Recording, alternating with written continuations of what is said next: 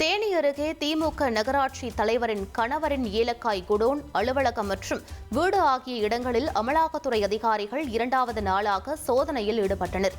போடியைச் சேர்ந்தவர் சங்கர். திமுக பிரமுகரான இவர் ஏலக்காய் வர்த்தகம் செய்து வருகிறார். இவரது வீட்டில் 3 IPS அதிகாரிகள் தலைமையில் சுமார் 28க்கும் மேற்பட்ட அமலாக்கத்துறை அதிகாரிகள் சுழற்சி முறையில் சோதனை செய்து வருகின்றனர். ஏலக்காய் விற்பனையில் முறைகேட்டில் ஈடுபட்டிருக்கலாம் என்ற கோணத்தில் சோதனை நடைபெறுவதாகவும், சங்கர் தற்போது தலைமறைவாக இருப்பதாகவும் கூறப்படுகிறது. திருவண்ணாமலையில் கடந்த 10 நாட்களுக்கும் மேலாக நடைபெற்று வந்த கார்த்திகை தீப திருவிழா நேற்றிரவு நடைபெற்ற சண்டிகேஸ்வரர் மாட வீதி உலாவுடன் நிறைவுற்றது. வெள்ளி ரிஷப வாகனத்தில் எழுந்தருளிய சண்டிகேஸ்வரருக்கு சிறப்பு அபிஷேகம், தீப ஆராதனை காண்பிக்கப்பட்டது.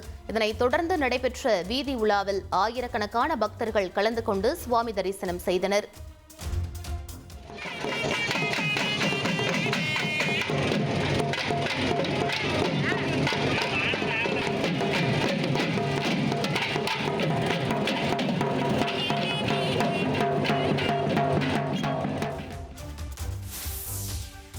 கிறிஸ்துமஸ் தினம் நெருங்கி வரும் நிலையில் சென்னை குரோம்பேட்டையில் உலக சமாதானம் மற்றும் போதையில்லாத மாநிலம் ஆகியவற்றை வலியுறுத்தி நடைபெற்ற பேரணியில் சுமார் 1000க்கும் மேற்பட்டோர் கலந்து கொண்டனர்.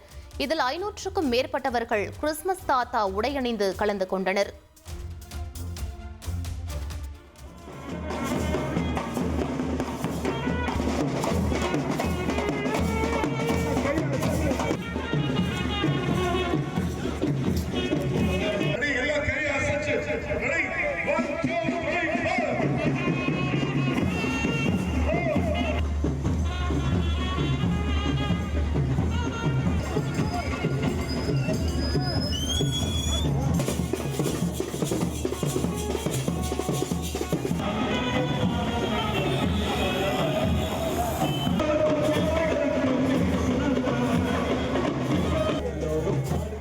உங்கள் தந்தி ஒன் தொலைக்காட்சியில் ராணி அகல்யா தினமும் மாலை 5 மணிக்கு காண தவறாதீர்கள்.